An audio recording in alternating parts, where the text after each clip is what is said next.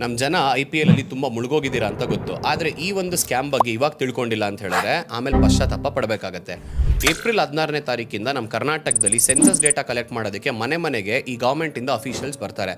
ಅವ್ರು ಬಂದಾಗ ಯಾವ ಕ್ವಶನ್ನ ಕೇಳ್ತಾರೆ, ನೀವೇನಕ್ಕೆ ಉತ್ತರ ಕೊಡಬೇಕು ಅಂತ ಮುಂಚೆನೇ ತಿಳ್ಕೊಂಡಿದ್ರೆ ಈ ಸ್ಕ್ಯಾಮರ್ಸ್ಗಳಿಂದ ಬಚಾವಾಗ್ತೀರಾ. ಈ 20 ಬೇಸಿಕ್ ಕ್ವಶನ್ಸ್ನ ಬಿಟ್ಟು ಯಾವುದೇ ರೀತಿಯಾದಂಥ ಎಕ್ಸ್ಟ್ರಾ ಕ್ವಶನ್ಸು ನಿಮಗೆ ಅಫಿಷಿಯಲ್ಸ್ ಕೇಳಲ್ಲ.